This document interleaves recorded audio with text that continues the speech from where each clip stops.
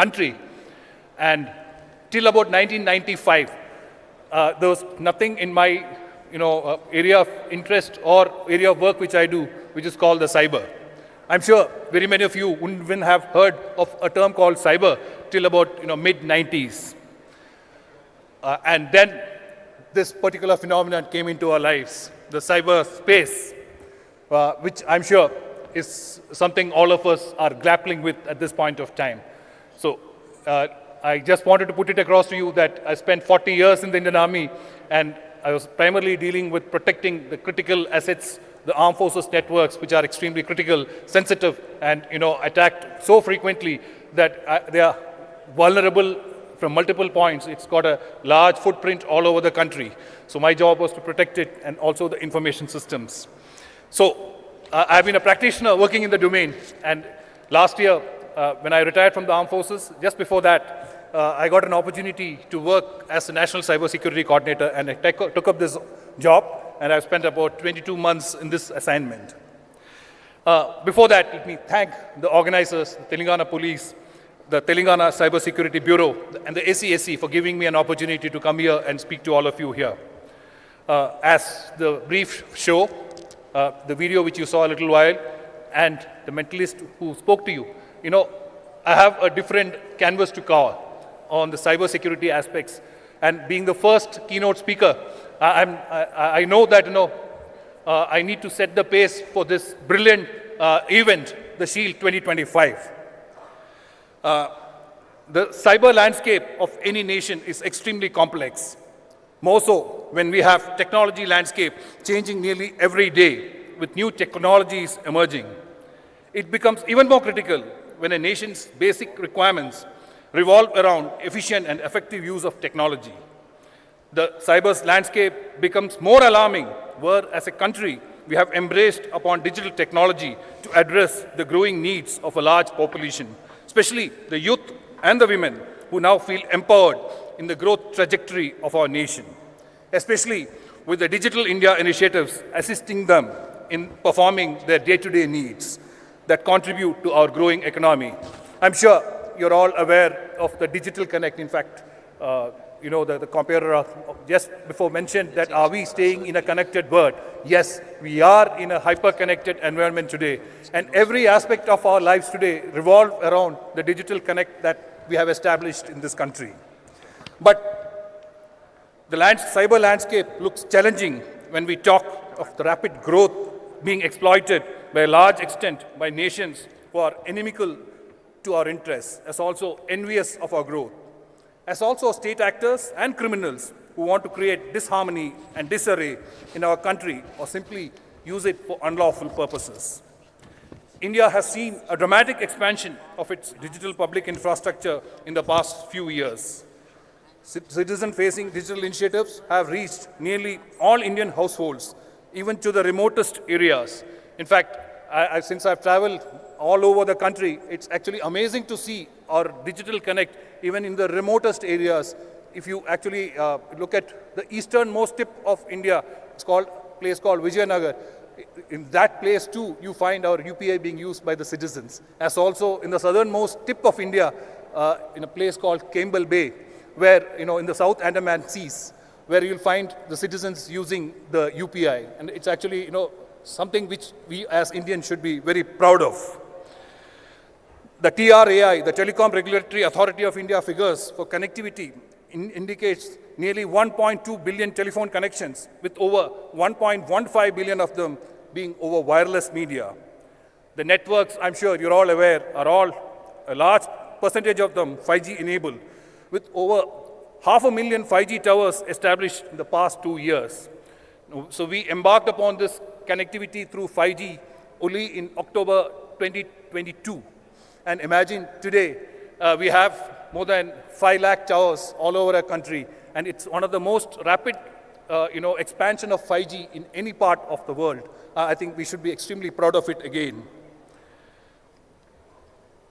However, the cyber security ecosystem is still extremely vulnerable, considering the fact that cybersecurity was an afterthought probably in our rollout initiatives.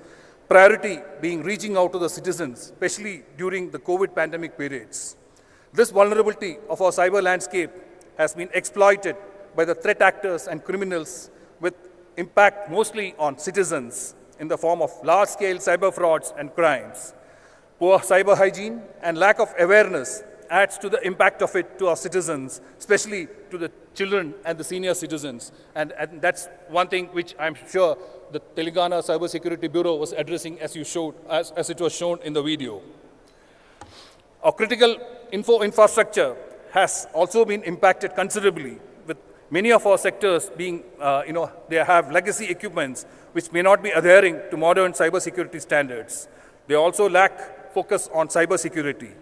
While the endeavor has been to strengthen monitoring mechanisms, incident response processes, restoration drills, etc., we have challenges in skill sets in many of our sectors, with adequate professionals having in-depth knowledge of the ecosystem just not being available. Now, this is one aspect of cybersecurity which I just thought I'll touch upon while we talk about cybersecurity impacting on citizens. There is a large section of cybersecurity challenges which actually our ecosystem in the form of enterprises, industries, commerce, in every part of our elements of comprehensive national power get impacted upon. We don't have adequate professionals. Capacity building exercises in specific sectors undertaken in the past has been extremely rewarding, with considerable knowledge enhancement, especially in the form of practical implementation, practical issues, mostly focused on our key the trainers who are actually touching upon these. They have been trained well. We look forward to more such focused training sessions on energy, health, transportation, and manufacturing sectors. We are proposing to commence sector-specific training sessions to the Indian industry and enterprises too, to strengthen the ecosystem through periodic cyber exercises, about which I will touch upon a little later. Now, technology has been exploited in an incremental, if not exponential manner by threat actors, and it's only cooperation and coordinated efforts between the teams of experts from governments, both central and states, private sector, academic community, and of course, all of us as citizens, which can perhaps thwart such attempts. Can we have enabling mechanisms to proactively monitor threats and mitigate them on the fly, or react promptly and respond? This is the requirement, if not a necessity, for a healthy and effective cyber ecosystem. And that's one of the demonstrations which you just saw in the video clip, which the Telangana Cybersecurity Bureau has actually propagated. Technology also provides us solutions to many of the challenges. Can we use the power of artificial intelligence tools and robust response mechanisms to identify and mitigate threats together? The technology landscape is changing so dramatically each day, and with these comes better solutions, enhancing the quality of life of our citizens, enhancing the efficiency of our systems and processes, but bringing along with it added vulnerabilities. Artificial intelligence-driven technologies offer advanced threat detection capabilities and automation of functioning of many of our IT and OT systems. But threat actors are molding artificial intelligence to craft more sophisticated attacks. Adversarial machine learning and potential for AI-driven deepfakes pose novel challenges, and therefore, distinguishing between what's genuine and what's manipulated information, what's true or what's false, is a major challenge. This has forced us to think on research and developments, innovations in creating response to formulation of defensive strategies. Fostering a culture of ethical use of AI platforms will probably ensure more responsible development of best practices.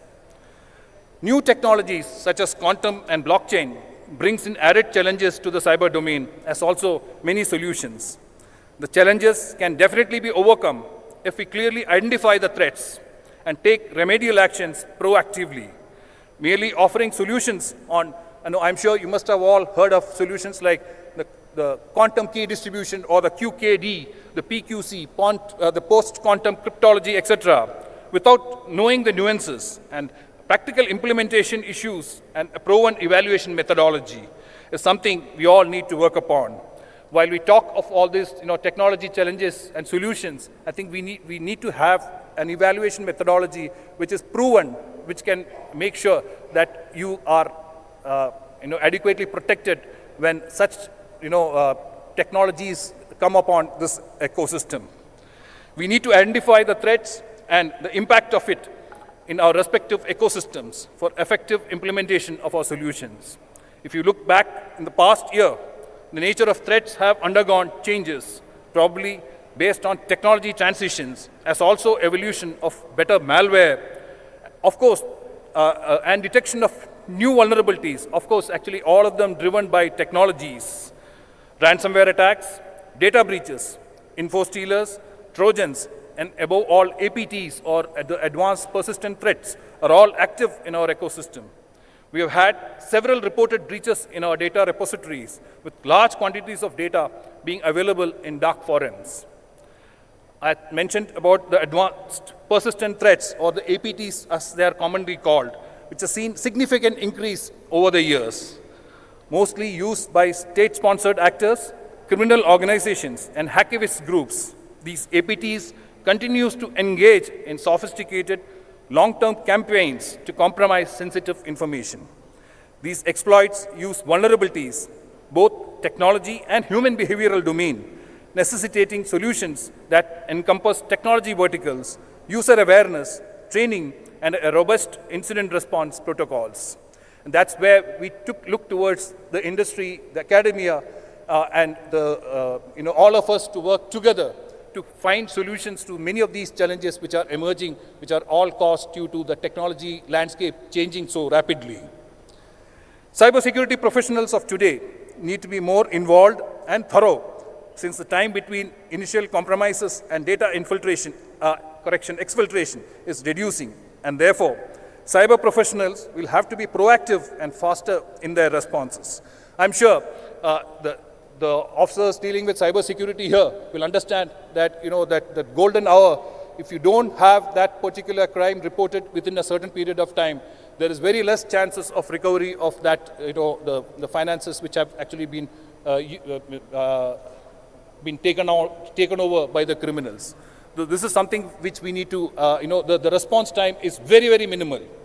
And we need to sensitize citizens that as moment they suspect of a cyber fraud taking place, or they come under an influence of a cyber fraud through a call or some other mechanism, they need to immediately report to the 1930 or the helpline.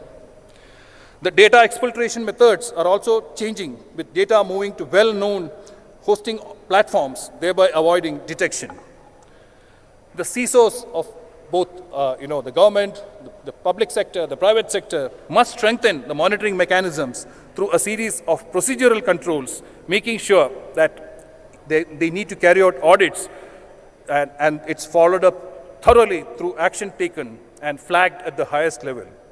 They need to have complete visibility of their assets, including all the devices in their ecosystem, the data storage facilities, the applications, the interfaces, the strict access control mechanisms, centralized management, periodic reviews, user awareness, and update of, they need to keep updating the skills of the cyber professionals. All these are the keys to ensuring a basic cybersecurity framework. Risk assessments aspects must also be shared with the management so that the overall posture of each of these organizations are well known to the management. Suffice to say that measures need to be taken at multiple levels to maintain integrity of our supply chains, resilience of our networks, well-planned and executed cybersecurity architecture, looking at our device and app ecosystem, as also our storage solutions. A lot actually has been done in this endeavor. There are national security directives on telecoms networks where we try and protect the telecom networks which actually connect each one of you by ensuring supply chain integrity. And we make sure that the hardware, software used in these networks come from trusted sources, and trusted products only are part of this ecosystem. Now, this particular system needs to actually spread all over across multiple sectors so that the vulnerabilities that emanate from the supply chain is mitigated to a large extent. We also need skilled and talented pool of HR, human resources to meet the growing demands of cybersecurity ecosystem across multiple sectors, and this is where each of us need to focus on, knowing the sector-specific requirements. I'm sure the citizens at large need to know today that we require skilled professionals. This is one of the opportunities which our young children should know, that this is a growing market where there's a lot of demand for cybersecurity professionals. So they could actually focus on this as a career option. Cybersecurity is a very good option for young children, and we are actually looking at graduation programs, post-graduation programs in specializing in cybersecurity, focus on multiple sectors so that there's adequate availability of specific professionals in these domains. We at the National Security Council have given more clarity on the role of various ministries insofar as cybersecurity is concerned. And considerable coordination is carried out between a large number of agencies such as the NCCC, the National Cyber Coordination Center, the CERTIN, the I4C, the sectoral certs, etc. We are requesting the states to create certs at their own respective levels, or the state CSerts to further coordinate the efforts. We also request Telangana state government to actively support the Bharat Cyber Security exercises. Now, every year we hold a cyber security exercise called the Bharat Cyber Security exercise, where we have, the cyber specialists practicing gaming and trying to see the vulnerabilities and how they can mitigate these challenges. This is an exercise which is conducted every year. Last year it was conducted in the month of November. This year we propose to conduct it in the month of July, and we will request wholehearted participation from Telangana government as also from the organizations, the industries here. We are also looking at sector-specific training, like sectors like the energy sector, the health sector, the aviation sector, transportation, everywhere. We are trying to have such sectoral training also given to professionals to know the nuances of cybersecurity in the specific domains. Government of Telangana's efforts towards creation of cybersecurity centers of excellence, security operation centers, the Cybersecurity Bureau itself, and collaboration with a host of major global players is praiseworthy and needs to be followed by other governments too.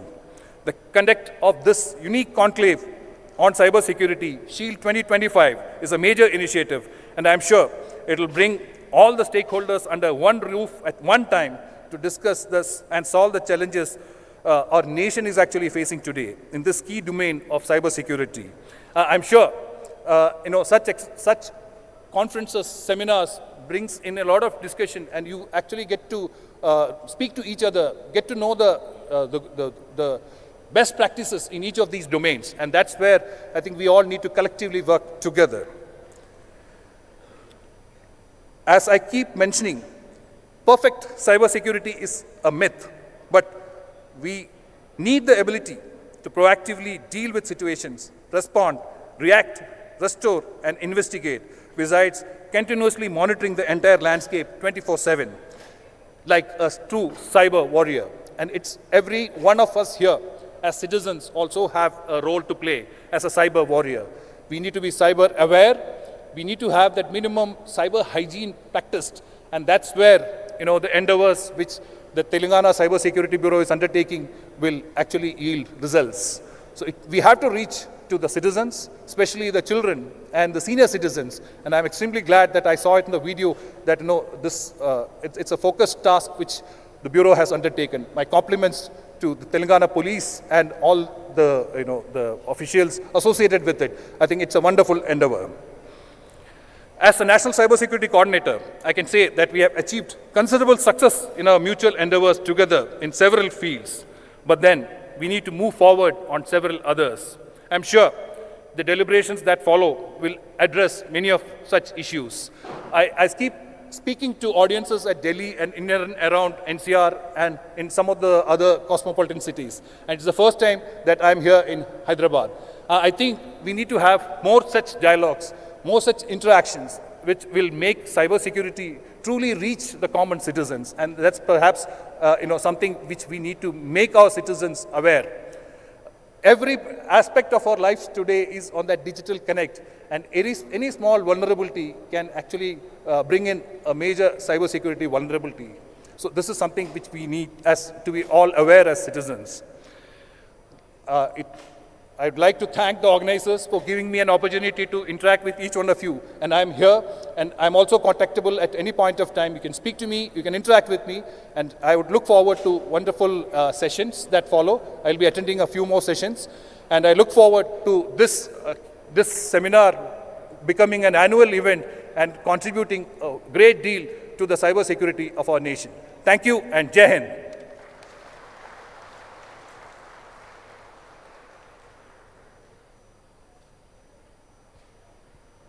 Check. Chief, sir, can we take a couple of questions from the audience, because a lot of people were taking notes, and I would love to see if somebody has any interesting questions before we allow Nair sir to become a part of the audience, because he said he'll be a part of a couple of other panels as well. So any questions? Oh yeah, I see a long hand up there. While I go there, I'll set the ball rolling. The question to you is, how do we help school kids become a little more aware of these threats? Can somebody please pass a mic to ladies who's asking the question? Somebody please. Yes, sir. Okay, we have embarked upon this, sensitizing the NCRT, and we are focusing on some of these school, establishments like the Kendriya Vidyalayas. We are having cybersecurity sessions with each one of them, trying to have this as a habit inculcated right from school days. If a child today is aware of cybersecurity vulnerabilities, I'm sure his entire family will get protected through his, the child's, initiatives. And this is what we are endeavoring to do. So we need to sensitize the school children. So the NCRT, all of them have been requested to have cybersecurity as part of their curriculum at school level. Yeah, please. Hi, my name is Soumya. I'm from CyberArk. So I have a question for you. You mentioned that you started your career 1981. Most of us were not even born, yes. And cyber was in only in 90s. Can you share any real-time example that you can? How did you overcome that, and what exactly was the cyber issue then? Like not now, but early 90s or 2000. All right, Soumya, thank you for this question. Actually, earlier there was nothing called cyber. And very difficult to, or very easy to get intrude into networks. Because, at that point of time, a telephone communication, communication used to be either through word to mouth, or it used to be through telephone lines, which were fixed, and which had very poor cyber security. There was nothing called cyber, as I mentioned. So very poor security standards, hygiene. So eavesdropping, people listening to you, like all of us are aware of, what was eavesdropping. So these were the cases which we are dealing at that point of time. And there were cases where, we had to make sure that the physical line connections are secured. And there were multiple measures adopted, like when you have a telephone line, it used to be protected on both sides with bulk encryption units, etc. So today also, we have advanced where, all you do on the digital domain is through encrypted means. So when data flows from point A to point B, it's in an encrypted manner. So similarly, we used to have similar methods, but on an analog channel at that point of time. So we had challenges, but not to the extent today when we have the communication actually omnipresent. Today, at any part of your country today, we can actually speak to any part of the world. And if you don't have terrestrial connectivity, today you have satellite connectivity also coming in. I'm sure you would have heard of, space-based platforms giving you services today. So this is a world which is going to be full of challenges today as also in future. Fabulous. Thank you so much, Nair sir. Lovely having you here. Thank you so much for taking a couple of questions as well. And we look forward to interacting with you through the day. Thank you, sir. Big round of applause for Lieutenant M.U. Nair sir for walking us through the landscape, the challenges, and how could we possibly combat them. Now the next question that comes to the mind of a lot of people here is privacy is extremely important. Security is equally important. How do we strike that balance? Can there be one at the cost of another? Maybe, maybe not. But we need both of them in the truest form. So, our next keynote speaker who's going to be talking about beyond perimeters, privacy by design or security by default. We have none other than former chairman of TRI, independent director at Tanla, requesting everybody to please put your hands together as I invite on stage Mr. R.S. Sharma.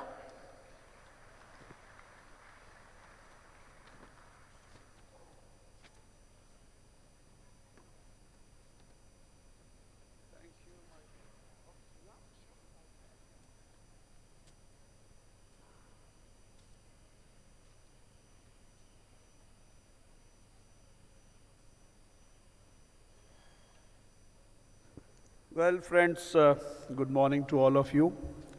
It's really a privilege for me to be standing here before you and speaking to you. I must first compliment the all the societies and all the organizations involved in organizing this conference. It is so topical, it's so important in today's connected world. Just to give you an idea of the connectivity which General Nair spoke about, you know, a few years back, we used to have only 37% tele-density, as they say. Tele-density means how many people own telephones. Today, we have 93%. We have 1.16 billion mobile connections. We have 900 million internet connections. You know, every Indian is talking on video call.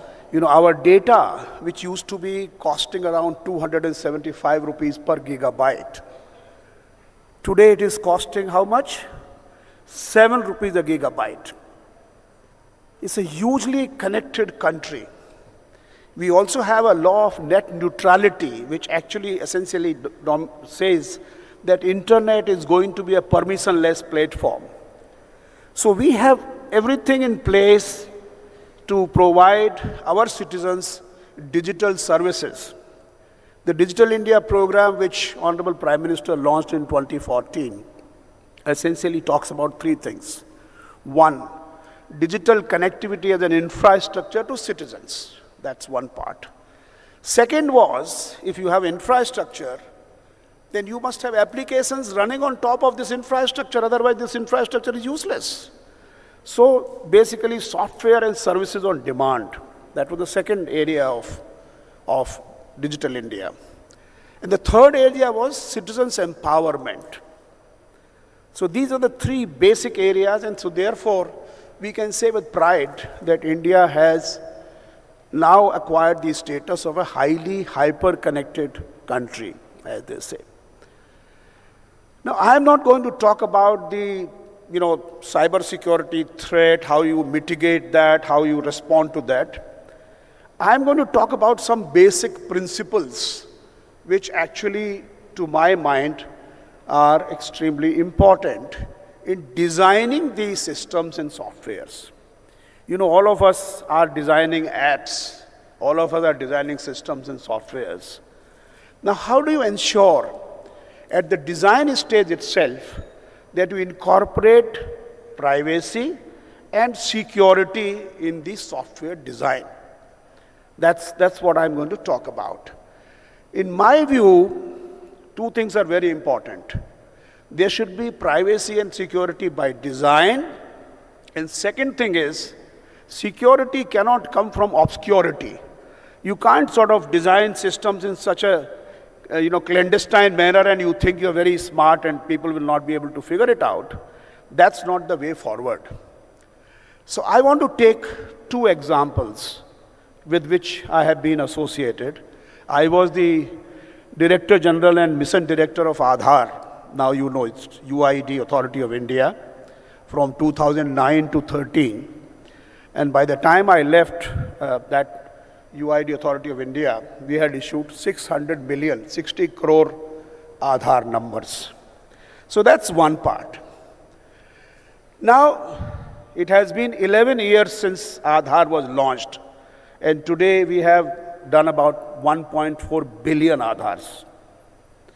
And I can say with confidence that not even a single, and I quote, not even a single data has been hacked from Aadhaar system, CIDR as they call, Central Identities Data Repository. Obviously, everybody in the world is looking for Aadhaar data because that's a very prestigious project which India has done. And everybody wants to prove that this is hackable, this is, we can just sell the data of Indians in the dark web. And there are newspaper reports also sometimes keep on coming. But I can say with confidence, not even a single data has been hacked or taken out of that repository. You might say, why has that, there is a tremendous amount of interest in Aadhaar data, but nothing has been done. That's number one. Secondly, later in life, I designed and rolled out CoWIN, and all of you must be familiar, I'm sure you must have used CoWIN platform. And we have 2.4 billion records on CoWIN. Not even a single record, my friend, has been taken out of CoWIN. There are newspaper reports that 150 million people's data is available on the dark web. You must have, people keep on saying, people kept on saying that CoWIN is not working, CoWIN will fail, CoWIN will, it's completely bogus and all that, initial period. But then CoWIN did work.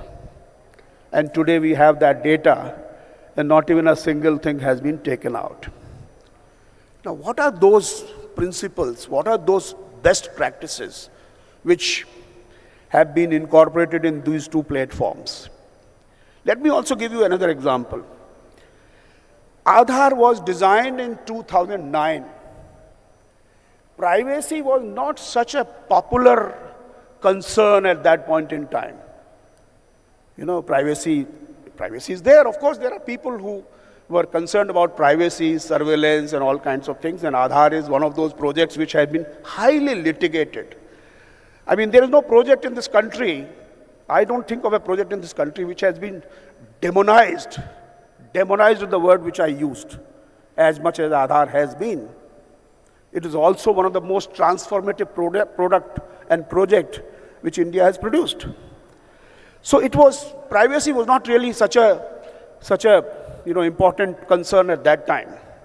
Later on, as you know, hundreds of PILs were filed. Public interest litigations were filed, challenging that Aadhaar violates privacy, challenging that Aadhaar creates a surveillance structure, challenging that Aadhaar profiles citizens, right? And, that time the issue was whether privacy is a fundamental right or not.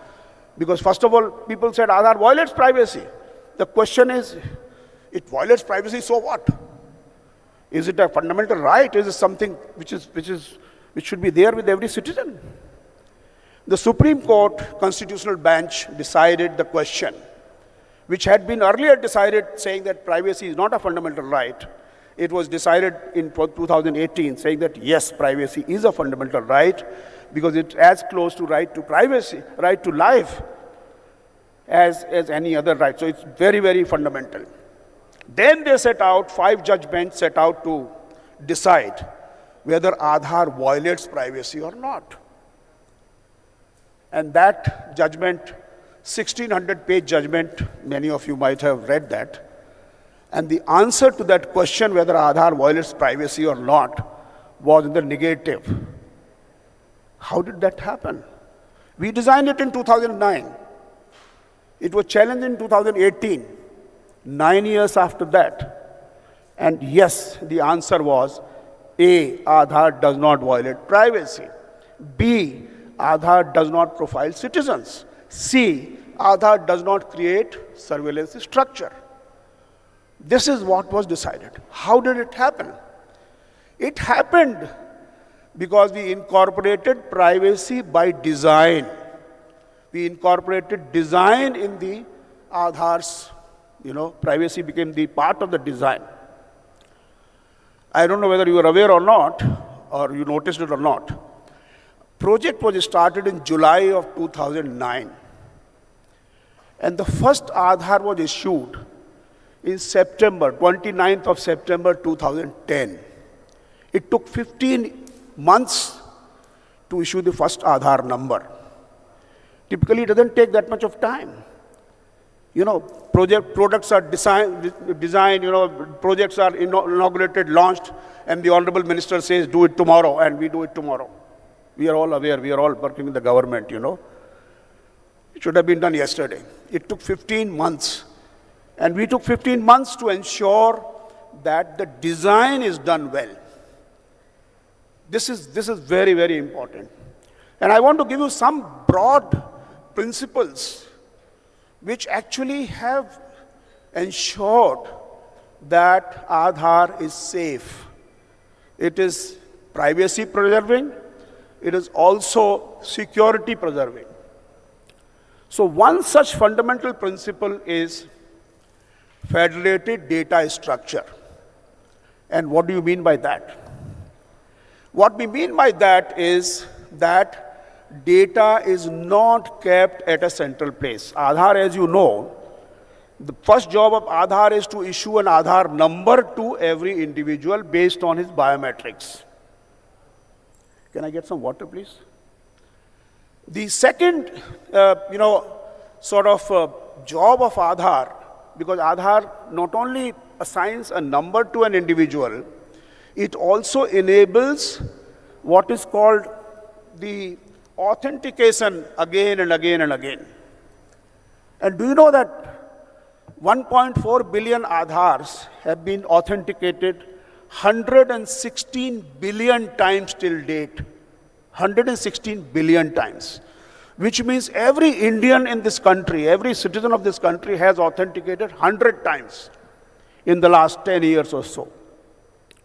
So then the question is, how do you ensure that a data breach at a bank does not create the ripple effect of data breach in other kind of domains?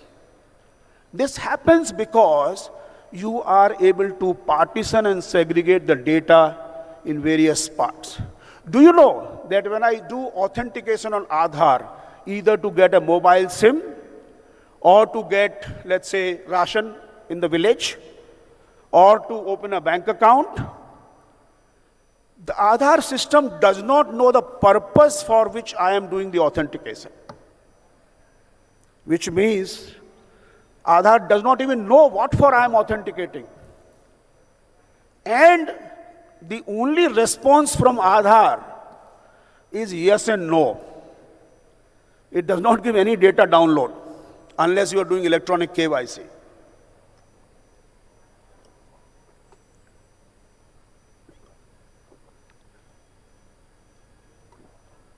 So, you have Aadhaar permeated into bank accounts, you have Aadhaar permeated into your provident fund database, you have Aadhaar into telecom parts. If any of these data is breached, what have you got? You have got just Aadhaar number and the name of the persons. Only that much, right? Now, knowing Aadhaar number does not take you anywhere. It does not tell you anything about the person, right? So this is the way we have been, thank you very much. This is the way the federated data structure has ensured that there is no single point of failure, there is no single point of, cyber stuff which happens. That's one. Second is, don't bring intelligence into the numbers. That's another principle. So what we do, we have a car number, you have Telangana state, so TS, you have Andhra Pradesh, AP06, etc., etc. Looking at the car, you can figure out that this car is of this particular state, whether it is of Delhi or whether it is of UP or whatever it is. This is how it happens. So this is the case where you have inserted intelligence into the number. Now, in a digitally connected world, we must ensure that numbers don't have any intelligence. So, for example, Aadhaar is a 12-digit number, and that's a random number. And out of 12 digits, 11 digits are significant digits, and the 12th one is a check digit. Everyone knows, all of you who are working in cyberspace know what is a check digit. Now, out of 11 numbers, you can construct 10 to the power 11 numbers, which is 100 billion. So we can provide the numbers to the entire world because the population of the world is about 8 billion or 7 billion, whatever it is. So this whole number is spread uniformly or non-uniformly on the number line. And the density is, we are just 1.3 billion. So density is 1.3%, which means if you just randomly take 12-digit number, the probability that it is somebody's number is just 1.3%, which is nothing. That's number one. Number two, even if you know somebody's number, Aadhaar number, what can you do? And I have my own example. I don't know, some of you may be aware. When I was chairman of TRAI, when I told that Aadhaar number does not disclose anything, they said, Dr. Sharma, why don't you walk the talk? Why don't you just disclose your own Aadhaar number? And I said, yes, I will do. And I disclosed my own Aadhaar number on Twitter, now known as X. And people said, oh, this is a gold mine. So they started doing all kinds of stuff. And believe me, they could not do anything. They did two things, however. One is they got the display picture on my WhatsApp number. Now my WhatsApp number is, my number is available at multiple places. And that display picture, anybody's number, mobile number, you can always find out the display picture. And they could deposit 1 rupee in my account. Now 1 rupee in my account is not really, they can't take 1 rupee from my account. They can deposit 1 rupee into my account. So that doesn't mean anything. So believe me, the number is still there on the cloud, on Twitter. Nobody has been able to cause any harm to me. And I've always challenged. I told, in fact, that those hackers who were on that part, I challenged them. And I said, tell me, how did you get my mobile number from the Aadhaar number? You cannot. In fact, the Aadhaar number is so innocuous. It's a random number associated with the name. It discloses much less information than the name itself. Your mobile number is much more, displayer of the information. So therefore, the second principle, as I said, is do not bring intelligence into the number. By looking at the number, you cannot tell whether this is a male or a female or a young or old, rich or poor, etc., etc. Nothing. So that's another very, very important part, that you should not, bring in the information in the number. And it also, profiling is just not possible using that number. Unfortunately, what has happened is everybody thinks that, this number is something very secret and some harm can come to me. And I have always been saying, friends, wherever you go, fellows ask, give me your Aadhaar number. When you check in a hotel, they take your Aadhaar and, make a photocopy and, So there are thousands of people who have got your Aadhaar, right? And if any one of you could cause harm to you, by the time you would be really in a very, very difficult situation.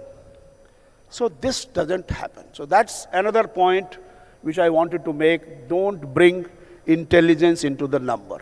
That's the second point. The third point is that, when you, keep everything encrypted. Encryption is extremely, extremely important. And if you have the data, whether it is in rest or whether it is in transit or whether it is under a store, keep it encrypted. When we were doing Aadhaar, there were 20,000 enrollment stations who were doing enrollments. And they were being done in a very difficult environment. Somebody, in remote area of, let's say, Jharkhand, somebody was doing enrollment. And that fellow had a, laptop and other things, and they were collecting biometrics of people. Biometrics is an extremely sensitive data. Now suppose that fellow's laptop is stolen or looted. Then, you are already, that data is gone. The data has been stolen, and very sensitive data has been stolen. It did not, because as soon as a person gave the biometrics, it was encrypted with the highest level of encryption, 2048, 2056 or 2048 bit encryption was done. I mean, the law at that time says that only 256K encryption should be allowed. But we said no, 256K is too small. So this is the encryption. So even the guy who is enrolling people,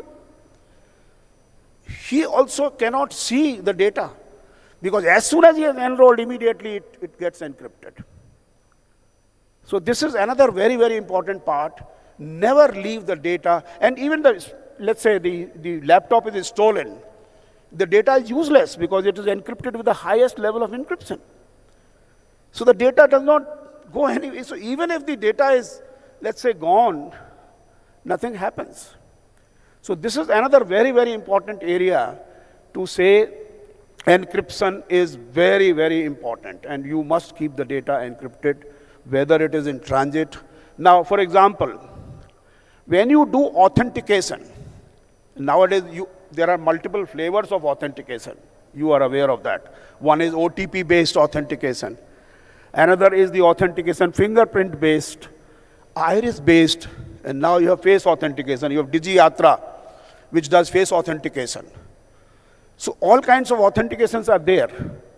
But you know what? When you do a fingerprint authentication, it is not your fingerprint's raw image which goes through the cloud, which goes on the wire or the telecom network, as General Nair was saying.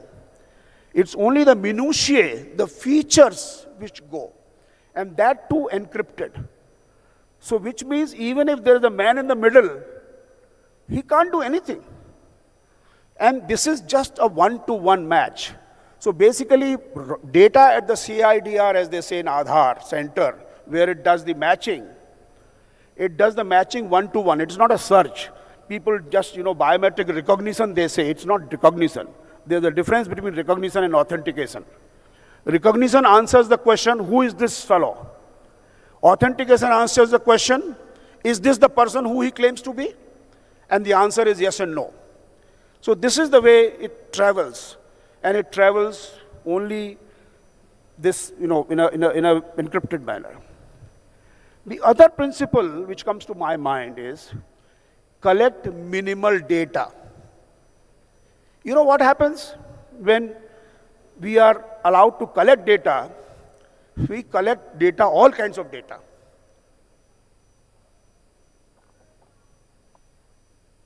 We'll say, whenever we have, in the government, we have a tendency to capture everything.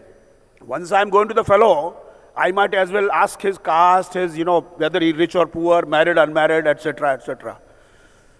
The principle is the least, capital you have, the least will be the chances of it being stolen in that sense. So collect minimal data. In Aadhaar, we collected only 3 data points. One is what is your name, what is your age, what is your gender, and the 4th data was important, what is your communication address, because we were actually sending letters to everybody.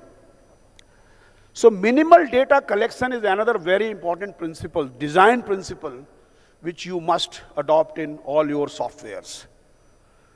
We had a committee, and that committee gave a recommendation as to what kind of data should be collected to, for Aadhaar.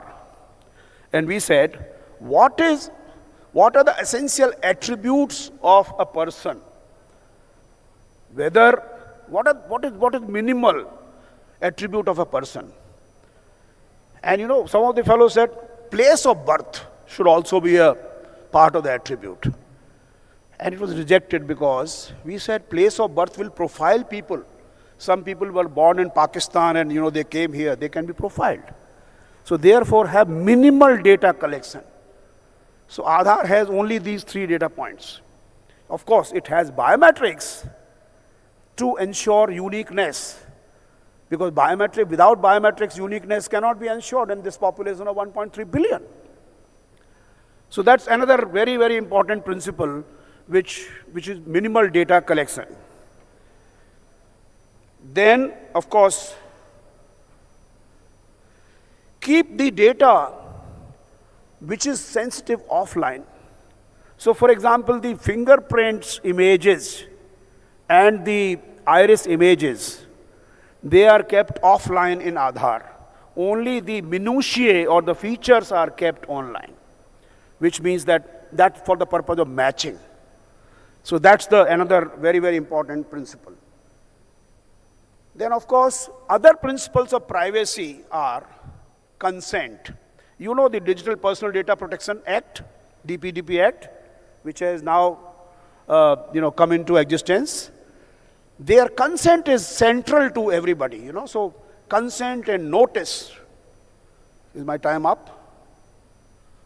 So consent and notice are also very important. So when you do an authentication, immediately the Aadhaar system tells you that you have done authentication, right? Well, it comes on your mobile, it comes on your email if you have given email ID. So this is also very, very important principle, that if you want to protect privacy and security of the person, because ultimately the person is the data principal. It is his data.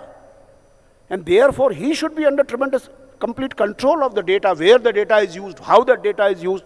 That's a very important part.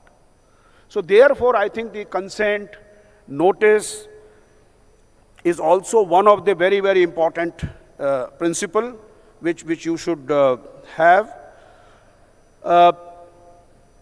Believe me, these are the broad principles. Privacy and security cannot be an afterthought, as I said in the beginning. You must ensure that, okay, sure.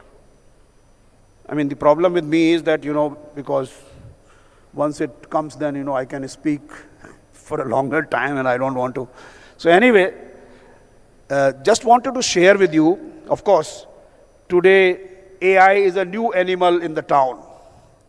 And therefore it, has capability to actually, violate privacy and violate there are tools available which General Lawyer spoke about, and, there are many things which can be done. But I think we should all, as people who are designing software, developing software, especially population scale software. There's no country in the world which has got 1.4 billion digital identities online which are doing all kinds of stuff. So I think we have societal systems. CoWIN is a societal system, and we need scalable systems, speedy systems, interoperable systems. They are not some secret vault which is being kept. The vault is not by sometimes people confuse digital security by physical security. You will put some 10 constables around the data center and think that it is all secure. But friends, electrons don't really bother about the security, gunmen, etc., etc. They just, kind of pass through. So we need to design these principles. Thank you very much for the opportunity which you have provided me. It's wonderful, and I'll be happy to take any questions in case there are any, but I think I've already overrun my time, as they say. Thank you very much. Fabulous. Thank you so much, sir. Sir, we have time for one question. Oh, we have lots of people raising their hands. Taro, could you please help me pass the mic to this gentleman in the blue jacket? Yes, I can see you. Salt and pepper, blue jacket. And so thank you so much for assuring us that Aadhaar data is super safe, right? And sharing the Aadhaar number with somebody does not equip them to hurt us any deal whatsoever. Thank you so much. There's so much fear-mongering around. These kind of assurances are so important to us. Thank you. Your name and the question, please, Chief. Thank you. My name is Venkat Mangudi, and I'm a cybersecurity professional for the past 32 years. I think you spoke too soon. Sir, my question to you is about Aadhaar.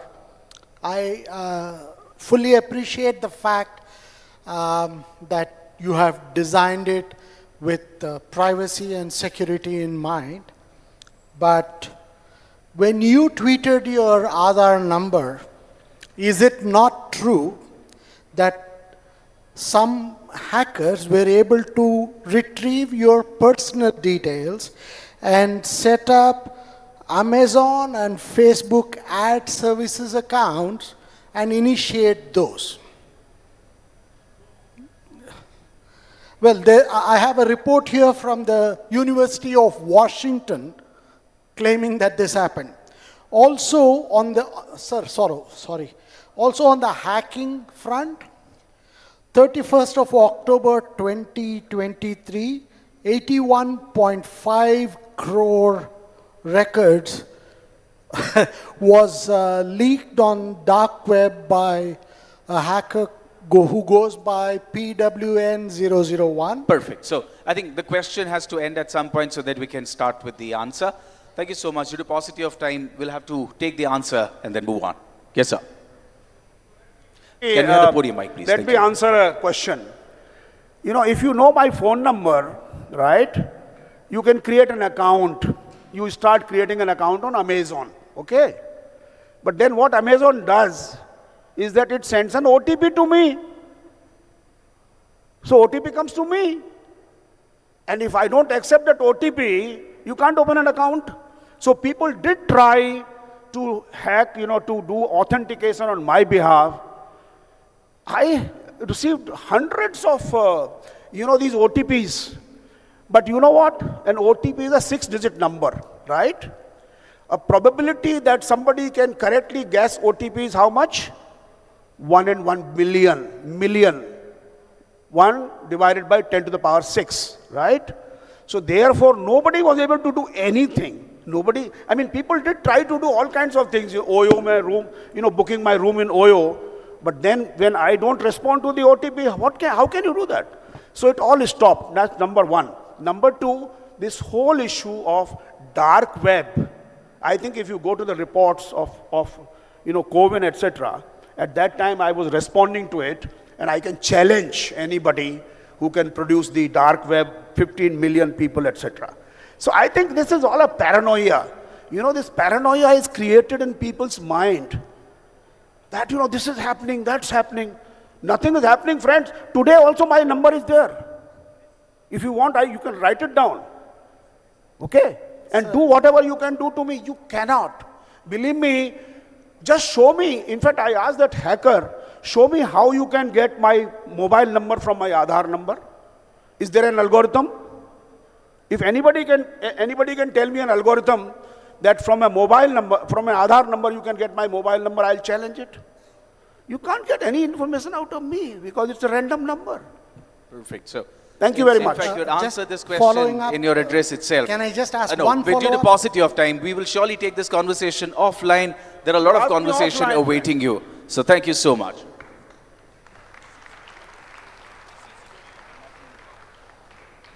Thank you so much, sir. It was such a pleasure hearing you talk about how the encryption has been geared up to support the challenges around us. So next up, we're going to be playing a short video which talks about the Society of Cybersecurity Council. It talks about how they have taken the whole security game, not just in the cyberspace, but on the roads, for the women, for the kids, whoever needs security, they are there, and they've been doing that for well over a decade. So can we have the video for SCSC, please? Thank you. Hyderabad, a cultural extravaganza known as the Pearl City of India, is now witnessing tremendous growth in all sectors. The government of Telangana, with its progressive vision, has been successful in driving a holistic development agenda by creating a vibrant IT hub in Hyderabad, fostered by a safe environment. While the growth of the ITS industry has placed Hyderabad on the world map, there is another story that has been a nerve center to uphold the heritage by constantly striving to keep the city safe and secure from all distress. It is the story of Society for Cyberabad Security Council. Physical security, women and child safety, traffic and road safety, cybersecurity, health security. SCSC, in partnership with Cyberabad Police, ensures your security with quick response teams, 24/7 CCTV surveillance and specialized units for bomb disposal and armed insurgency threats. Protecting IT companies, vital installations and lives, because your safety drives our mission. At SCSC, we are committed to women's and child safety. From safe PGS in hostels to Sangamitra and Margdarshak programs, we ensure protection and support.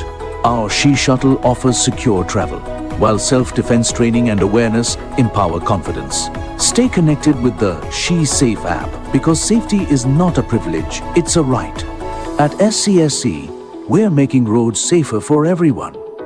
Through Project Prava and our dedicated traffic marshals, we ensure smooth traffic flow and safer roads. With the support of our volunteers, we actively manage congestion and create a disciplined driving culture. Our Traffic Task Force (TTF) bikes enable rapid response, tackling traffic bottlenecks and assisting in emergencies. And now with drone technology, we're taking traffic control to the next level, providing real-time monitoring and quick interventions. We also empower cab drivers and employees with essential road safety training, because every life matters. Together, we're building a safer, smarter, and more efficient road network. In the digital world, safety is power. Project Protect by SCSC leads cyber safety awareness, expert training, and secure operations through COO and CISO initiatives. Working alongside Cyberbad Police, we are safeguarding everyone from cyber threats and attacks. SCSC is deeply committed to your well-being, working to raise awareness on mental health and promoting initiatives like the HPV vaccine. We have organized multiple drives during the pandemic to ensure safety. Our ongoing efforts include wellness education, while also offering eye health campaigns, fitness programs, yoga, marathons. SCSC, thereby ensuring a peaceful community and a safer Mana Telangana for the generations to come.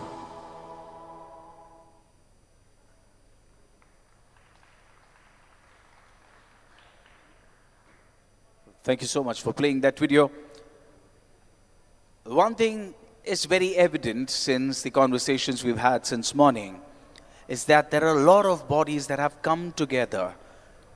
Because as Mr. Nair rightly mentioned, it's not about one body taking the steps and deciding how do we combat this. The academia has stepped in. The citizen groups have stepped in. The central, the state government, all of them are coming together to combat this huge challenge that all of us could be vulnerable to. Now that we have a couple of minutes, I'll quickly share what goes into the mind of somebody who is experiencing a cyber fraud. I can talk about that maybe because I experienced that myself.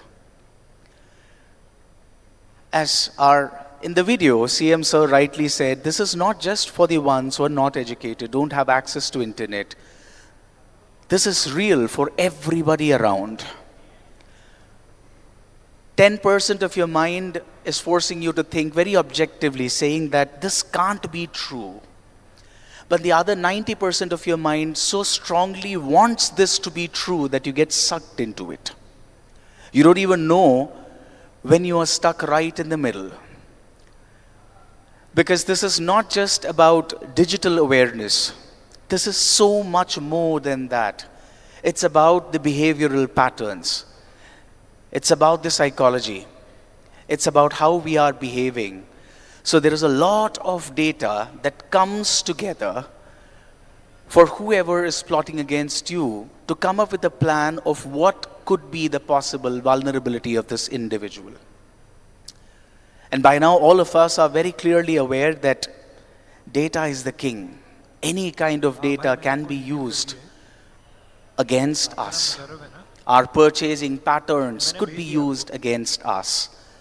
Our purchasing patterns could be used against us. Our travel patterns could be used against us. Where do we go? When do we go? How many times have we scanned random QR codes?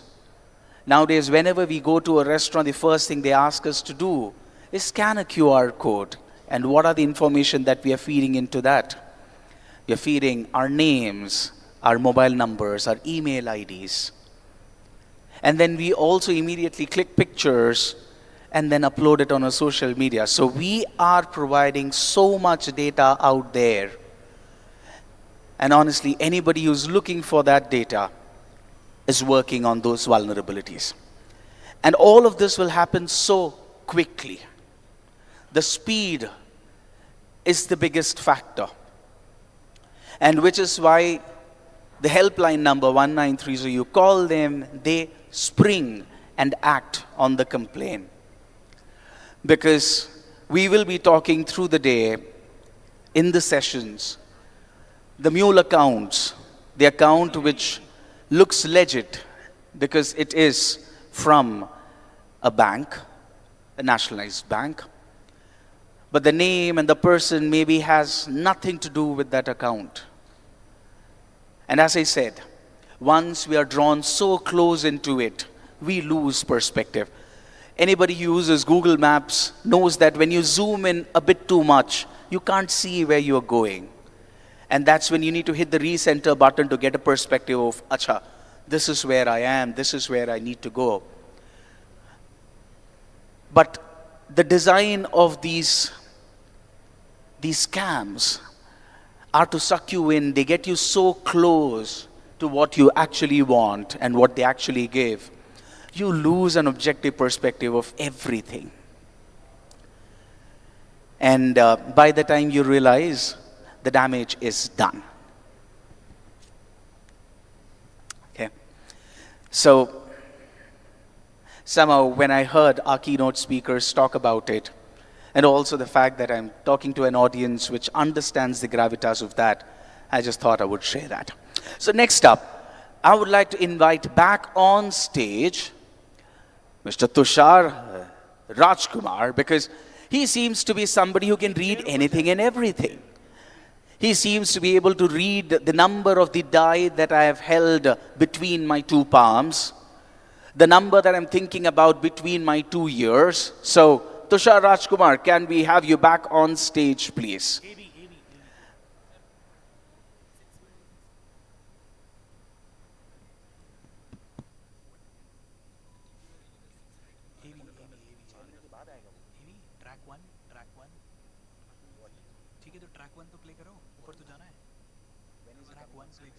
Chair ऊपर चाहिए right right way track one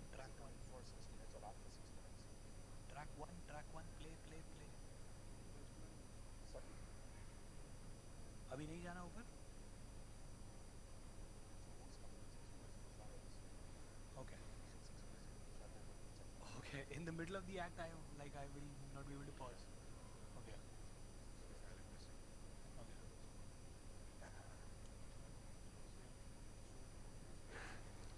So we are going to be having our Honorable Chief Minister joining us in just about 6 to 7 minutes.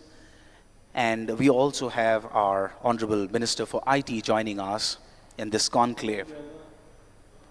Check. Somebody has access to the mic. We need to turn it off. Or if you want me to turn my mic off, I could do that as well. Right. So I think this is a great indication of how our state is acting on this threat. It's not about a citizen body which is thinking or finding ways to grapple and the state is expected to catch up. But these platforms are important because, as I mentioned, if you look at the academia partners, we have the IMs, the ISBs, the NALSARs coming in. Because unless and until this whole threat goes into the academia, in fact, the question that I asked Mr. Nair, how do we take this to the schools so that the kids are very clearly aware that what could possibly a scam and act accordingly? So we have the academia coming in. We have the government, as I mentioned, CM Sir joining us in the Shield Conclave 2025. We have a Minister of IT joining us for the conclave. It just very clearly spells it out that in this state, we have created a mechanism to combat and take cybersecurity to the next level possible.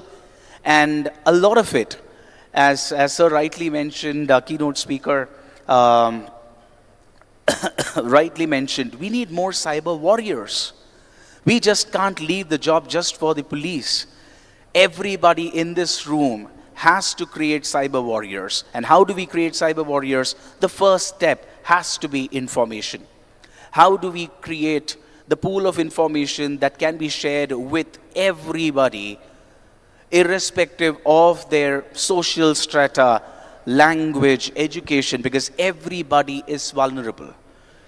A lot of us think that kids are not vulnerable, but if you go to a restaurant today, the most common sight that we see is a kid sitting with a mobile phone in his or her hands. Correct? Yes or no?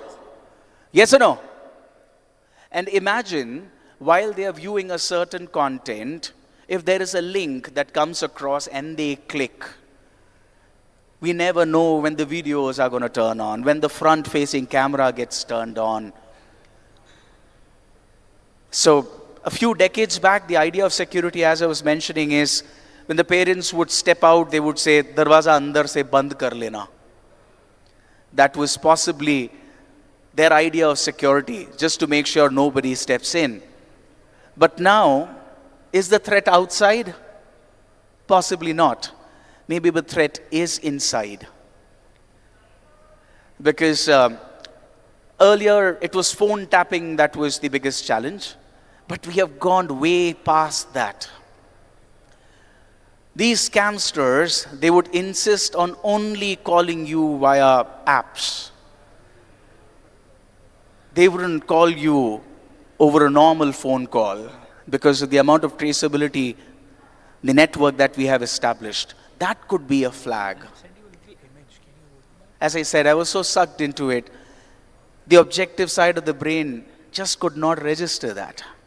Why would somebody insist on calling only via an app? It's a question that maybe I should have asked. And you won't believe, the wake-up call happened in a jiffy. The switch turns on in a jiffy. One of the scamsters, they said that we tried to initiate the payment to your account, but there is an account number mismatch. And because of an account number mismatch, the transaction has been put on freeze, and to unfreeze that, you will have to pay a certain amount. And once you pay that certain amount, along with the money that you wanted to withdraw, plus the money that you pay, will come back to your account in 48 hours. And the first thing my mind started to think about is, okay, fine, where do I arrange the money from? And as I said, in a jiffy, luckily, I had my sister around, and my sister and my brother-in-law were just sitting there, and they asked me, Harish, when there is an account number mismatch, don't you think a logical thing to ask is a KYC or a bank authorization number? Bank authorization letter? And that's when it dawned upon me. That's when I hit the recenter button for me to understand a larger perspective of, this was the consistent pattern. They ask you to put in money, and whenever you want to withdraw money, they will add layers after layers after layers, drain you off, make sure that you are dry and you have nothing more. And as I said, we will be talking more about the mule accounts, the proper accounts that they will provide, the current accounts, the saving accounts, and you will send money to them. So that is how this works. This is just one type of scam that happens. And you know what? When I went to the cybercrime police station and I said, can you give me 5 sheets of paper because I need to write a detailed FIR, I need to give in a detailed description of what actually happened. I still remember they pulled out a format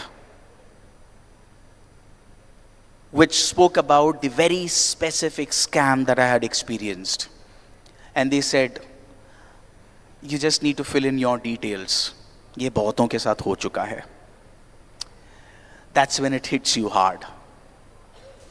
You're forced to question a lot of things. You're forced to question all the choices that you've made. A lot of people will come and question your credibility. But then, what I told them was very simple. There are 2 kinds of leaders in the world. One teach you what to do, and one what not to do. Maybe I'm the second type. I'll go ahead and talk to people about what is it that they're not supposed to do. I went to the bank, my bank, from where I made all the transactions. I went and spoke to them. I shared a copy of my FIR and I said, if you come across anybody who is making such transactions, please do let me know. I would love to come down and have a chat with them, because at that space of mind, anybody who stops you from sending that money is a villain.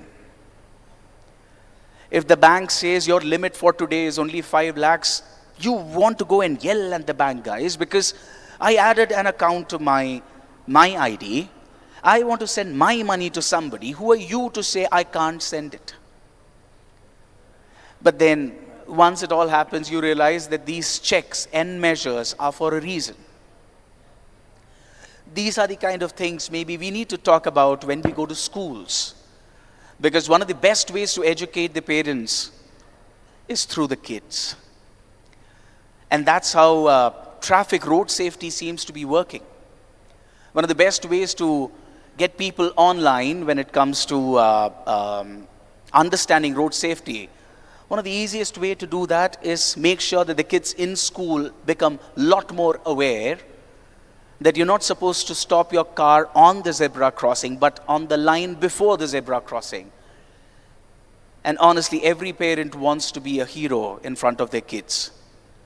When the kids say, oh, Abba, Nana, you're not supposed to stop there, you're supposed to stop here. That's one of the best ways to do that. So even for this concern, even for this challenge that we are grappling with, I think a lot of it has to go into the schools. And one thing that whenever I interact with school students, I say, please remember there is nothing called easy money. The deeper we drive this point, the better for all of us. We need to go and say that there is nothing called easy money. All the tees din mein paisa double kind of schemes, they don't exist in reality. And the more we manage to propagate that through our kids, we will be able to do that. Okay? So, ladies and gentlemen, thank you so much for a patient hearing. Don't know whether it was a captive audience or I managed to connect with some. I did get some nods. Let me announce the presence, the entrance of our Honorable Chief Minister for the state of Telangana. CM Annuala Revanth Reddy Garu is present here. Is joining us at the Shield Conclave 2025. మన రాహుల్ గాంధీ నిగదీసి అడిగే మునగాడు వీడు భూమిన వానైతాడు బీద సాదల ధైర్యం వీడు దోపిడి దొంగల భరతం పడతాడు మన రాహుల్ గాంధీ దేశం బంగారు పోతే అవుతాడు ఇందిరమ్మ సంక్షేమాలు సోనియమ్మ చేసిన మేలు స్వాతంత్రం తెచ్చిన పార్టీ తెలంగాణ ఇచ్చిన పార్టీ 3 రంగుల జెండా పట్టి సింగమోలే కదిలి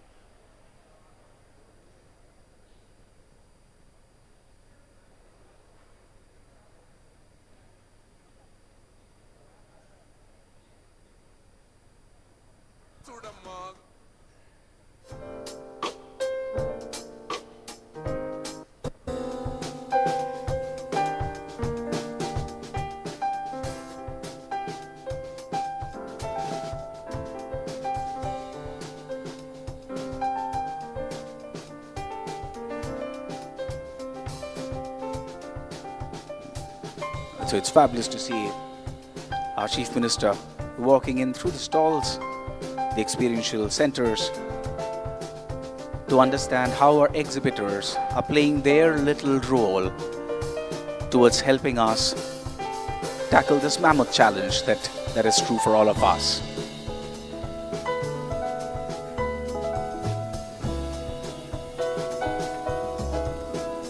We also have with us the Honorable Minister for IT for the state of Telangana, Shri D. Sridhar Babu Garu, joining us.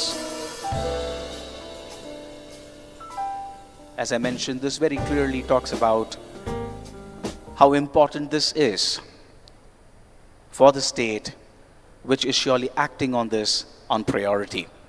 So once again, welcoming our Honorable Chief Minister for the state of Telangana, Sri Anumala Revanth Reddy Garu, and Honorable Minister for IT for the state of Telangana, Sri Sridhar Babu Garu, to Shield 2025, the conclave, where we're going to be talking about cyber threats, cybersecurity, and what is the role that we are supposed to play as individuals as we tackle this menace together.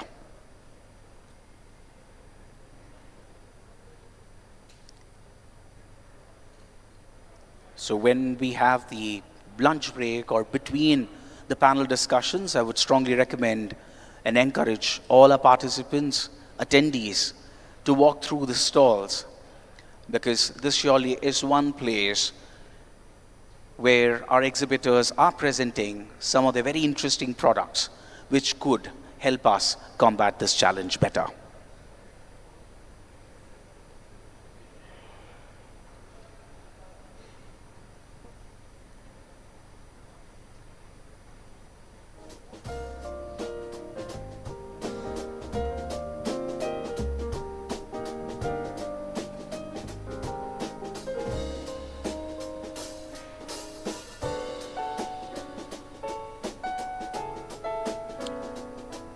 So I'm pretty sure all our attendees over the next day and a half will surely have a lot of understanding, a lot better understanding about what do people refer to when they talk about dark web, and also help us understand the cryptocurrency crimes which are also on the rise.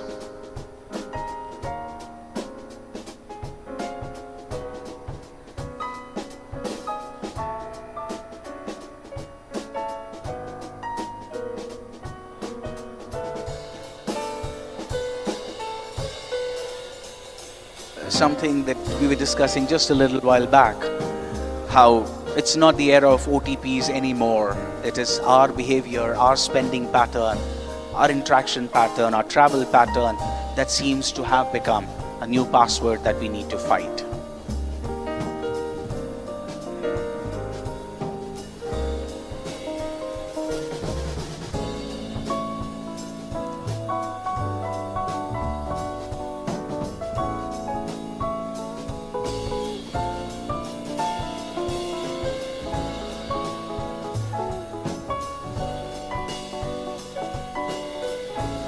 If not anything, I would strongly recommend all our attendees and guests to at least read one case study, which kind of documents the entire journey of how does this fraud start, how does it propagate, and at what point do people respond, and what could be considered the golden hour to register the complaint. So even one single case, if we are able to go through, I think that will surely equip all of us to act better.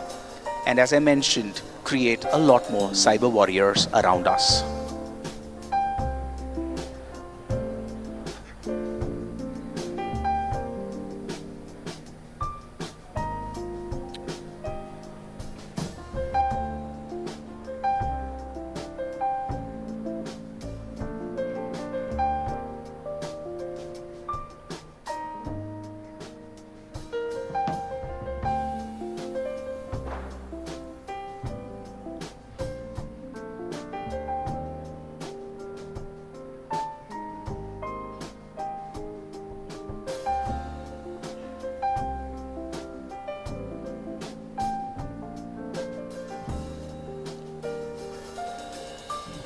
Such a fabulous sight to see our leaders giving a patient ear to all our exhibitors. As I mentioned, it just sets the stage for the importance of this conclave.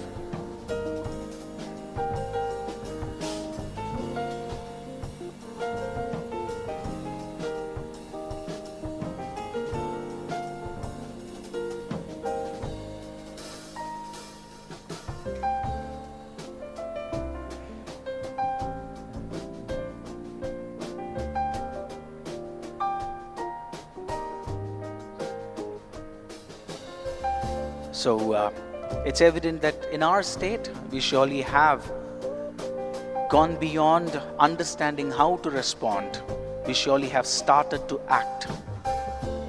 We have started to act on the need, making sure we have a team that is able to respond really fast the minute there is a complaint that has been registered.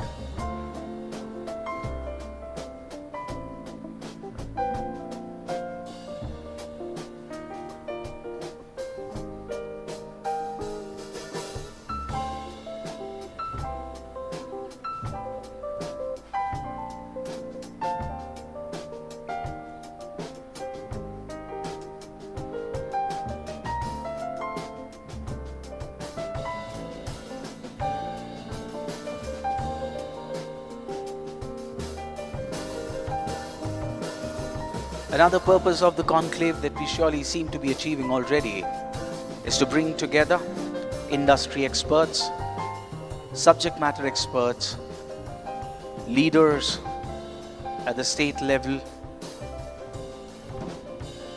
and the police to act together so that we are able to come up with a very comprehensive plan on how do we act, how do we combat.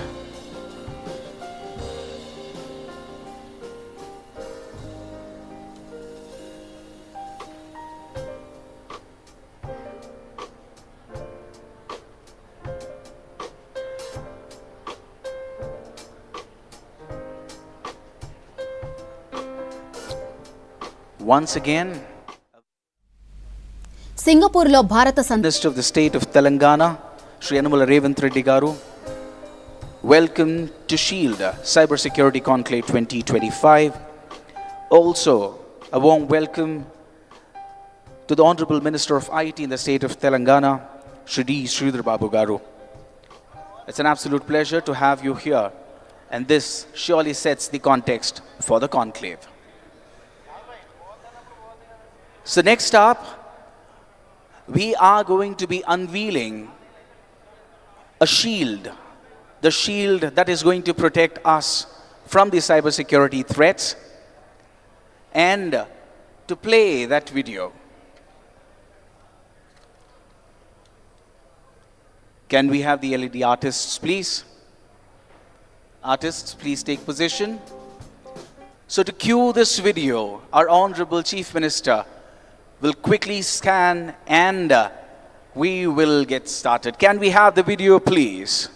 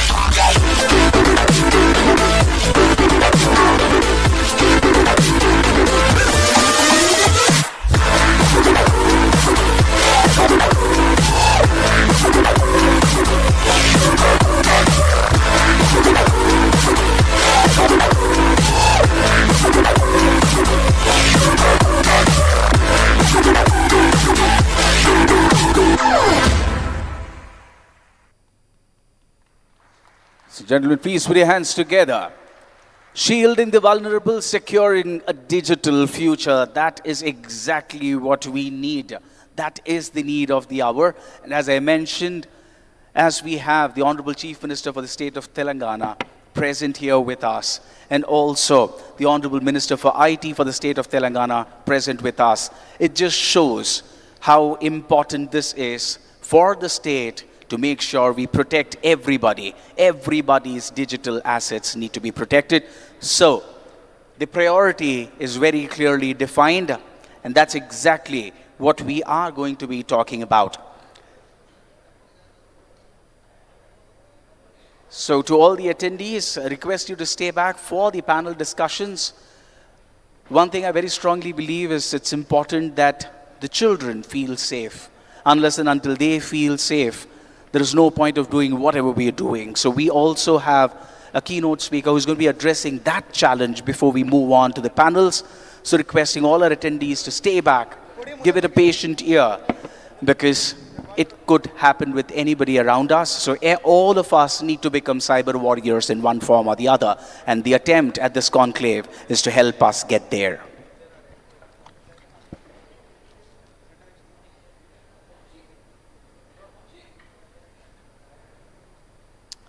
Clear. Thank you so much, team. Requesting the production team to please clear the stage. The moment that all of us have been waiting for, could we have on the stage the Honorable Chief Minister for the state of Telangana, inviting Sri Yanamula Sri Revanth Reddy Garu to please join us on stage, along with Honorable Minister for IT Telangana, Sri D. Sridhar Babu Garu.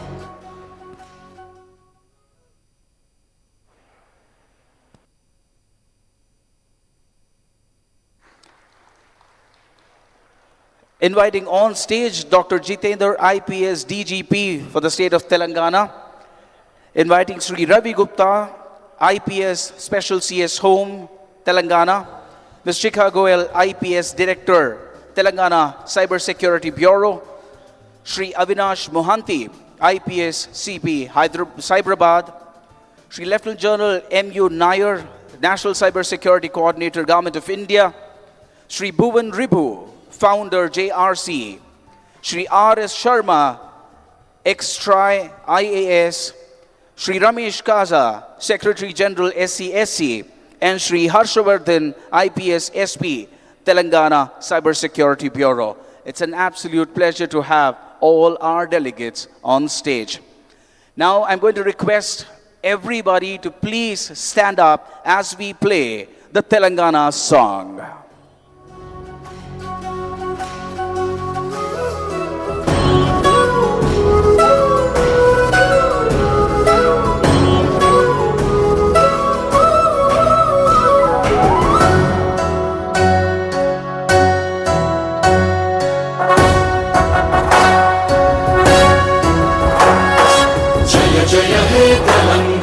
జననీ జయకేతనం ముక్కోటి గొంతుకలు ఒక్కటైన చేతనం తరతరాల చరిత గల తల్లి నీరాజనం పద పదాన నీ పిల్లలు ప్రణమిల్లిన శుభతరుణం జయ తెలంగాణ జయ జయ తెలంగాణ జయ తెలంగాణ జయ జయ Telangana.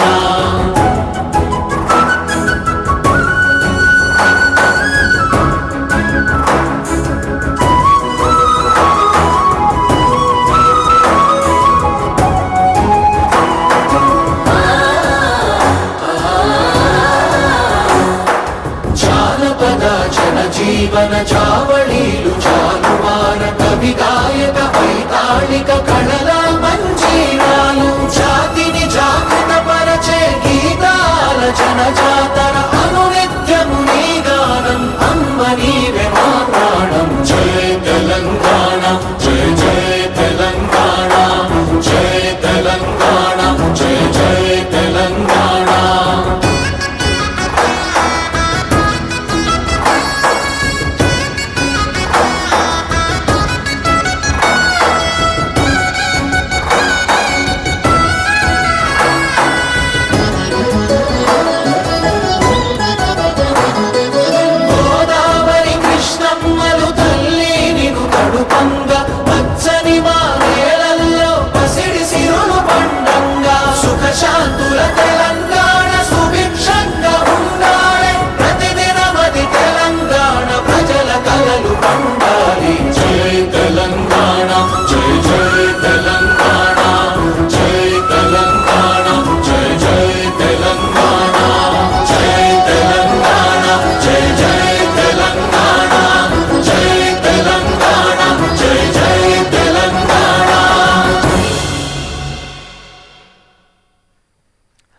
Thank you so much, Jai Telangana.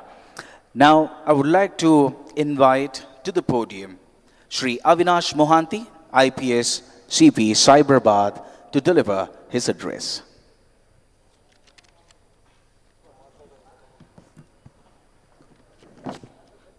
Good afternoon, everybody. Chief guest for today's event, Honorable CM of Telangana, Guest of Honor, Honorable Minister for IT, Special CS Home, Director General of Police, DG CID, Lieutenant General Nair, Shri R.S. Sharma,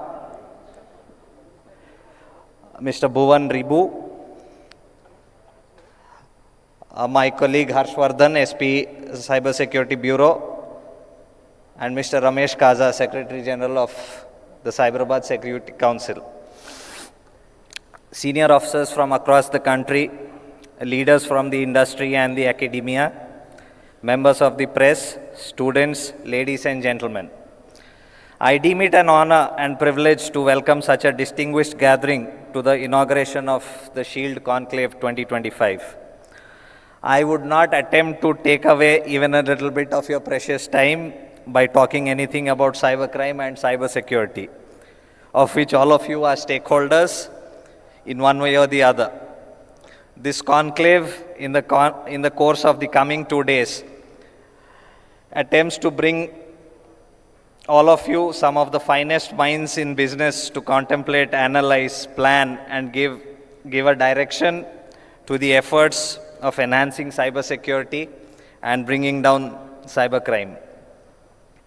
The topics of discussion have been painstakingly curated by the wonderful team of Shield 2025. We just hope all of you take back valuable inputs which all of us can deploy on the ground in the near future. I once again extend a warm welcome on behalf of Director Cybersecurity Bureau Shikha Ma'am and the entire team here at Shield 2025.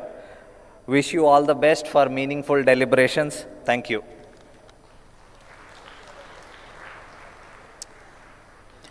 Thank you, Shri Avinash Mohanty.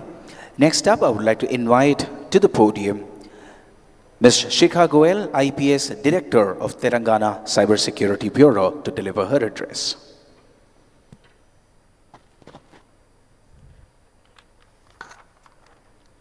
Respected Honorable Chief Minister, Sir, Honorable Minister for IT Industries, Special CS Home, DGP, Lieutenant General M.U. Nair, Mr. R.S. Sharma, Mr. Bhuvan Ribu, my colleagues on the stage, Avinash and Harshvardhan, and all the distinguished guests who are here today.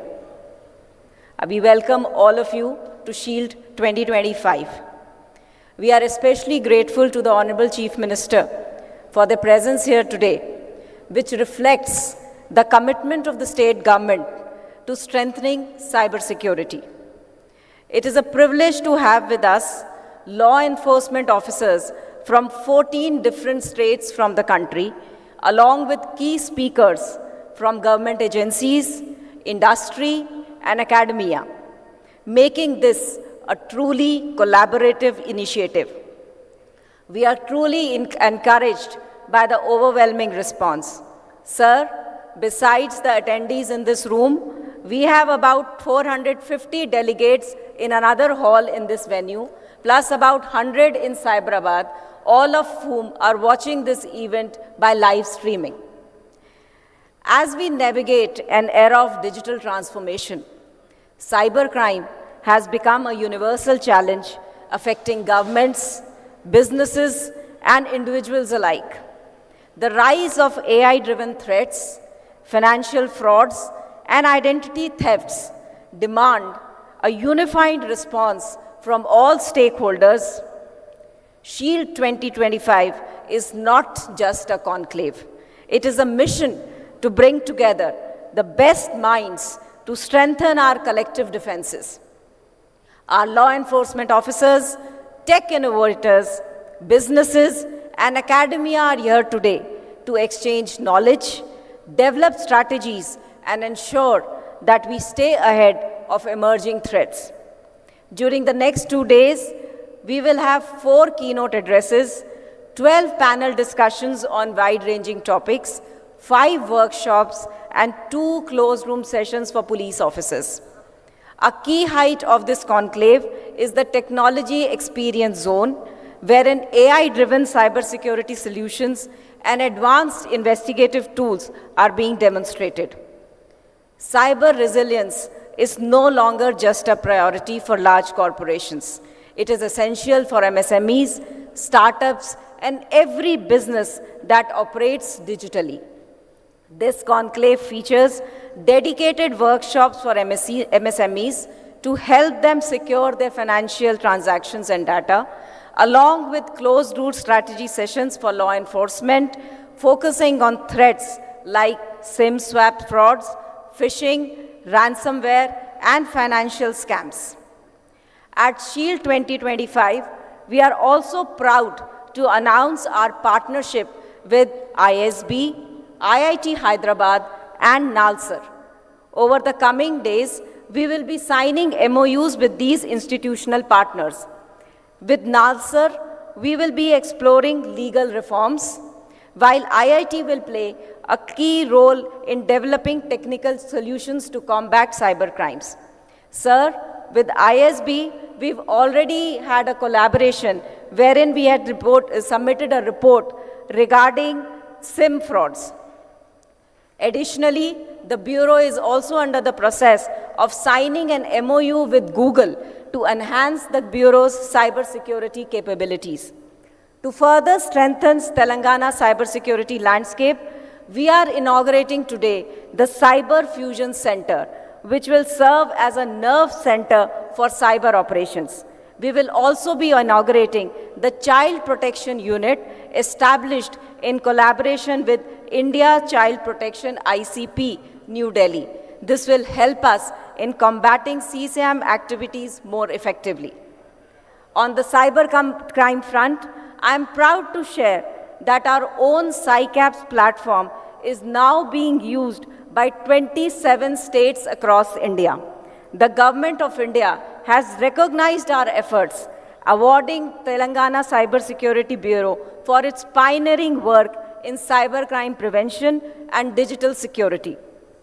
Further, in 2024, we were able to put 350 crores on hold and have refunded 183 crores to nearly 18,000 victims of cyber fraud.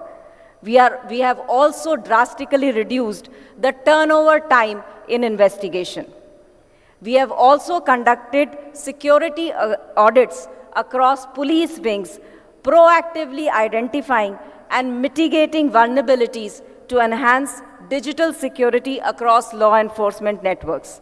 Shield 2025 is a reflection of our commitment to build a cyber-safe ecosystem. This conclave is about action, not just discussions. The insights, strategies, and collaborations formed here will help us in our fight against cybercrimes. Together, we can set new benchmarks in cybersecurity and build a safer, more digital future. I once again express my gratitude to the Honorable Chief Minister, Sir, and the Minister for IT and Industries for sparing their valuable times. Thank you. Jai Hind.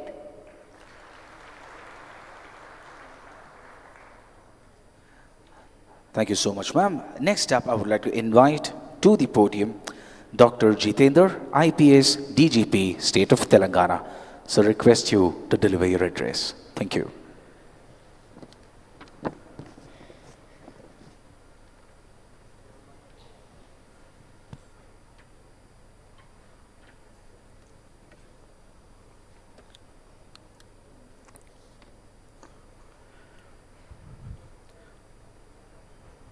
Honorable Chief Minister of Telangana, Honorable Minister for IT, all the dignitaries on the dais, and all participants, good morning all. First of all, I welcome our Honorable CM and Honorable Minister for finding time and being chief guest for this occasion. Shield 25 is a critical initiative of Telangana Police, Cybersecurity and Cyberabad Police, as well as Security Council of Cyberabad. They have brought together law enforcement, industry leaders, academia and policymakers to strengthen Telangana's cybersecurity framework and create a collaborative ecosystem for tackling emerging threats. Telangana has rapidly evolved into a global technology hub, making it imperative to build robust cyber defenses to protect critical infrastructure, businesses, and citizens from sophisticated cyber threats. Cyber criminals are adopting to new technologies using AI, deep fakes, and advanced phishing techniques to exploit the vulnerabilities. Law enforcement must evolve faster, leveraging AI-driven cybersecurity solutions and strategic collaborations to stand ahead. Technology is at forefront of modern policing, and AI-powered investigative tools, forensic solutions, and automated cybercrime detection systems are transforming how law enforcement handles digital crimes. A cyber-resilient state cannot be built by law enforcement alone. Industry leaders, startups, MSMEs, and the academic community must play a role in identifying vulnerabilities, improving threat intelligence, and educating the next generation of cybersecurity professionals. Law enforcement agencies are undergoing structured training in cyber forensics, cybercrime investigations, with the Cyber Fusion Center and Cyber Academy playing a key role in building capabilities for tackling digital threats. Cybersecurity is not just about protection, it is about prevention, resilience, and preparedness. Routine security audits across police departments have helped identify and fix vulnerabilities, ensuring that law enforcement framework itself remains secure against the cyber threats. MSMEs are often most vulnerable targets, and this conclave provides them with practical insights, risk mitigation strategies, and security protocols to safeguard their digital assets and financial transactions. As cyber criminals become more organized, transnational, and technology advanced, multi-stakeholder collaboration is essential to ensure a proactive, intelligence-driven approach to cybersecurity. Telangana aims to set a national benchmark in cybersecurity strategy and enforcement, ensuring that every citizen, enterprise, and government body operates within the secure and resilient digital ecosystem. Setting up of I4C, setting up of database center, refund of amount of nearly 180 crores to the citizens, and freezing of accounts nearly 300 crores tell our efforts of Telangana Police how we are concerned about the citizens, their hard-earned money and their assets. Future of security is digital, and Telangana will continue to lead the way in cyber resilience, leveraging technology, policy reforms, and collaborative efforts to create a safer digital environment. I congratulate Cybersecurity Wing of Telangana Police, Cyberabad Police, and Security Council for organizing such a wonderful program, and I am confident that it will help all the stakeholders in having a better digital environment. Thank you. Jai Hind. Thank you, sir. Next up, I would like to invite Shri Ravi Gupta, IPS Special CS Home for the state of Telangana, to deliver his address.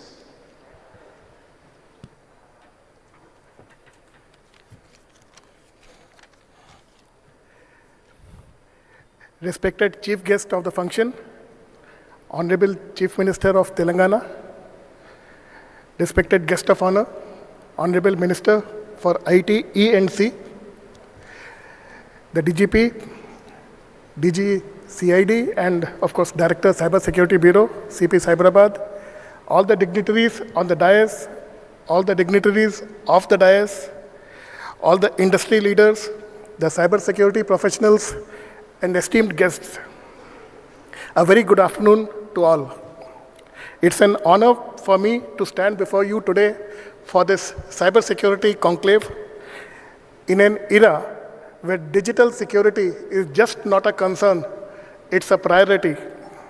We live in a time where technology is advancing at a tremendous pace, bringing with it opportunities, efficiencies, and innovation. But simultaneously, it brings a lot of threats, vulnerabilities, and risks. Cybersecurity is no longer confined to the IT departments. It impacts governments, it impacts businesses, and of course, individuals. The digital world is a space of immense potential, but it is only as strong as the security which protects it. Today, cyber threats have evolved from simple breaches of data into very sophisticated attacks which can disrupt economies, which can compromise national security, and above all, invade personal privacy.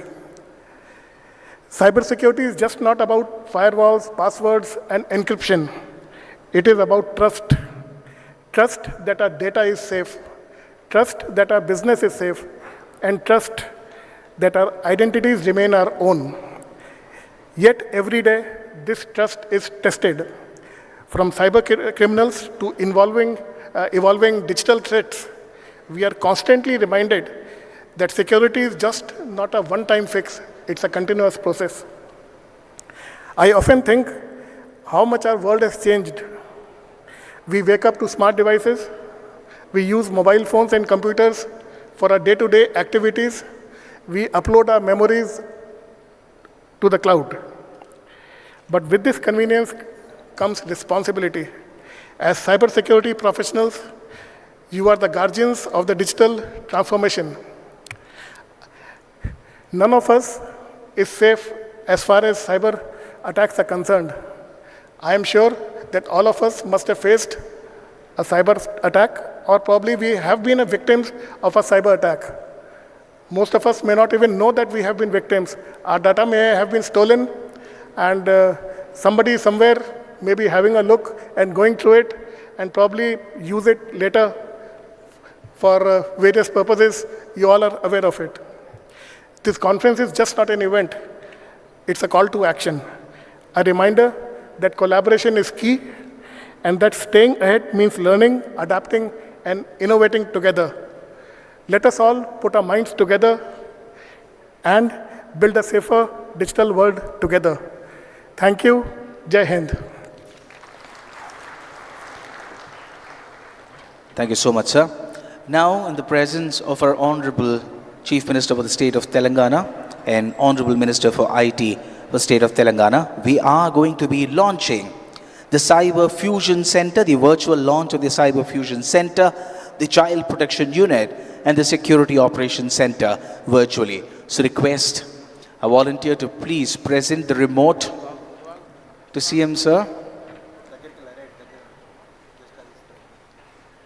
So all our delegates on the stage can look at the video on the two TV screens presented in front, and for the audience we will be playing.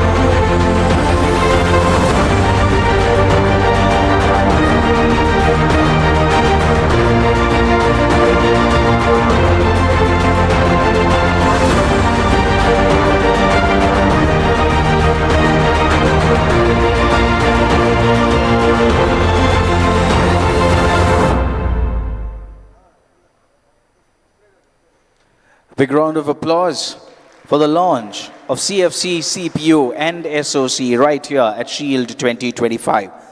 Next, I would request Honorable Minister of IT for the state of Telangana, Shri D. Sridhar Babu Garu, to please deliver his address at Shield 2025. Ladies and gentlemen, please put your hands together.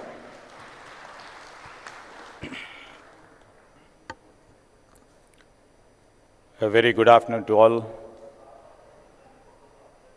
Honorable Chief Minister of Telangana, Sri Revanth Reddy Garu, Special CS, Special Secretary DGP Garu, Shika Goyal Garu, Cyberabad Commissioner, members from the Cybersecurity Council, friends from the media, all the elders on the days, all the specialists who have come from different parts of our nation, especially the 14 states who are representing their states and also would like to reflect their best practices of the cyber security. I would like to welcome them on behalf of Government of Telangana and also, last but not least, the friends from the media. And in fact, it's a great pleasure to be here today at the Shield 2025, a cybersecurity conclave organized by the Telangana State Cybersecurity Bureau. As we stand here at the peak of our digital revolution, and world is looking upon us towards India. And in fact, if we can see, world is looking at India and world is also looking at Hyderabad. This part of India, the state of Telangana, what would be the new technologies coming from this part of the cyber city. And I would like to say that, I would like to literally share that. You know, over a period of time, especially the Cybersecurity Bureau, I would like to really congratulate, and we take the pride in the work done by the Cybersecurity Bureau. And they have excelled in trying to arrest the cybercrime to the max. And in fact, we are proud to say that the officials and the team in this bureau, with the help of the Cybersecurity Council, had made, just now the DG was just mentioning about how could they able to really stop the 350 crore cyber fraud and able to recover about 185 crores. You know, this is the biggest achievement ever done by any state, and we take the pride in their achievement. And in fact, I would like to say that, you know, when we are all moving from physical worlds to digital worlds, when the battle of supremacy is fought in cyberspace, not on pure battlefields, you know,